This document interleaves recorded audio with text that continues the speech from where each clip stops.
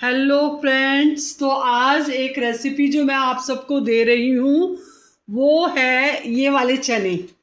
ये चने आपने देखे हैं ना, ये भुने हुए चने हैं, लेकिन इस पर छिलका नहीं है, जिससे कि हम सत्तू भी बनाते हैं। तो इन सब चीज़ों को हम एक एक करके फ्राई कर लेंगे।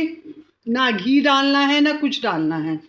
जैसे मैंने लिए हैं 50 ग्राम चने, 50 ग्राम बादाम, 50 ग्राम काजू और 50 ग्राम मखाने और 2 चम्मच सौंफ, 2 चम्मच किशमिश और 2 चम्मच लिए हैं मैंने ये वाले, किसके बीज कहते हैं, सीताफल के बीज। और थोड़ा सा मैंने लिया है, इसको हम बोलते हैं, मैं भी इसका नाम भूल गई हूँ बताते बताते। ये देखिए, ये हमने 1 चम्मच लिए हैं पॉपी सीड और 2 इलायची उसके छिलके उतार के ले लिया। और ये हमने लिया है नारियल, यानी कि गोला, जो कि हमने घर में ही पीसा है। तो हमने क्या किया, साथ में हमने लिया है धागे वाली मिश्री।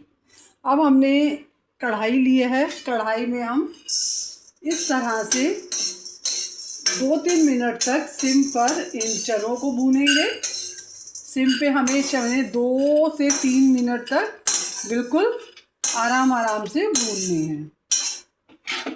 फिर उसके बाद हम ये बादाम हैं, सारी चीज़ें हमने ऐसे समझ लो कि 50-50 ग्राम ली हैं।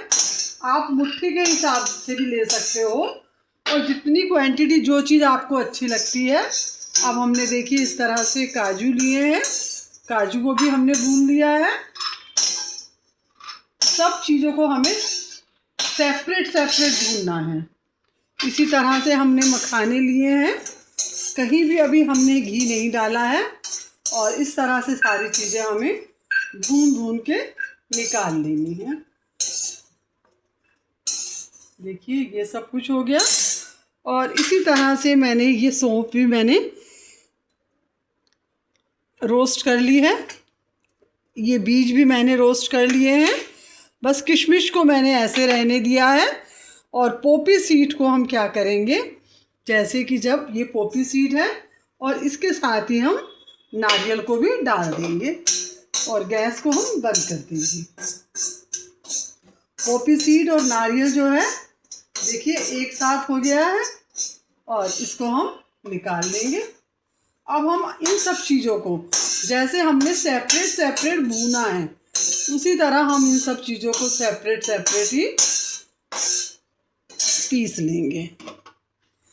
ये हमारे पास जार है, जिसके अंदर के हमने अभी धागे वाली मिश्री को पहले अलग, ऐसे देखिए, ऐसे एक मामदस्ता लिया, उसमें कूटा, कूटने के बाद मिक्सी में उसके धागे निकाल के मिक्सी में पीसा। और फिर उसको हमने क्या किया, छान लिया। अब हम ये सारी चीज़ें एक एक करके मैं आपको पीस कर दिखाती हूँ कि मैं एक एक करके पीसती जाऊँगी। और बहुत ज़्यादा नहीं करना है, आप देखिए, बिल्कुल ऐसे नहीं कि आपने पाउडर बना देना है, इस तरह से नहीं करना है।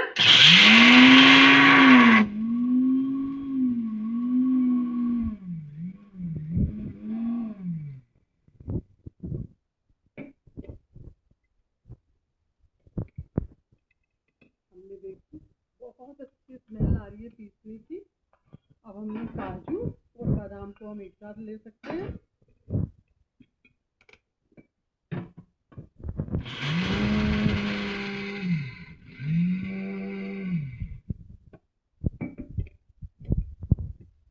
देखिए हमने काजू और बादाम को भी ले लिया। अब हम लेंगे इसमें मखाने।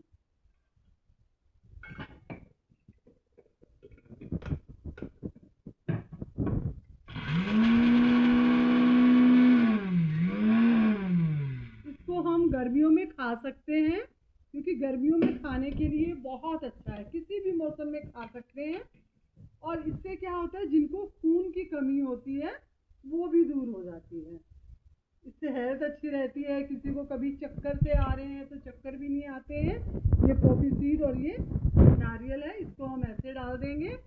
और ये सौंफ, और ये देखिए आप, और साथ में ये हमारे पास इलायची है, इसको भी हम पीस लेंगे।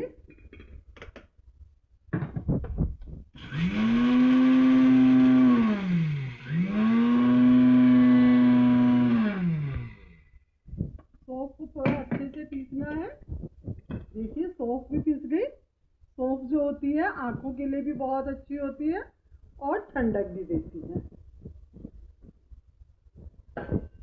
इसी तरह से देखिए ये किशमिश है, किशमिश को हम इसमें मिक्स कर देंगे। अब हम करेंगे इसके अंदर, आप चाहे तो खांड, आप चाहे तो चीनी या गुड़ की बूरा कुछ भी डाल सकते हैं, लेकिन मैंने मिश्री ली है। तो आप जितना मीठा खाना चाहते हैं, जितना आपके घर में मीठा चलता है, उसके हिसाब से आप इसको बना के डिब्बे में बंद कर दें।